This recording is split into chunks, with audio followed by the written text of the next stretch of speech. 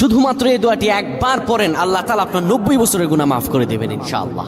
আপনার 90 বছরের গুনাহ মাফ হয়ে যাবে যদি মাত্র এই দোয়াটি যদি একবার পড়তে পারেন। আপনার ভাগ্য খুলে যাবে, রিজিকে বরকত আসবে, মনের ন্যাক আশা পূরণ হবে, আল্লাহ আপনার সব দোয়া কবুল করে দিবেন। সুবহানাল্লাহি ওয়া বিহামদি। এত ফজিলত, এই দোয়াটা আপনারা শেয়ার করে দিবেন। এই যুবকেরা, আমল না করেও সওয়াব পাবা। তোমার একটি শেয়ারে, একটা বাটনে প্রেস করে তুমি সওয়াব পেয়ে যাবা। কারণ তুমি আমল না করো, অন্য কেউ যদি তোমার শেয়ারের বদৌলতে আমল করে, সওয়াব তুমি পেয়ে যাবা। নবীজির হাদিস। আমার ভাইয়েরা, আল্লাহর কাছে দোয়া করা, আল্লাহর কাছে দোয়া চাওয়া, এটি হলো মুমিনদের কাজ। আমার আল্লাহ বান্দাকে বলেন, বান্দারে উদউনি আস্তাজিব লাকুম, আমার কাছে চাও, আমার কাছে চাইলে আমি আল্লাহ তোমাকে দিয়ে দিব। কেউ যদি একবারে দোয়াটি পড়তে পারে, দোয়াটি হলো রব্বি ইন্নী যালামতু নাফসি ফাগফিরলি।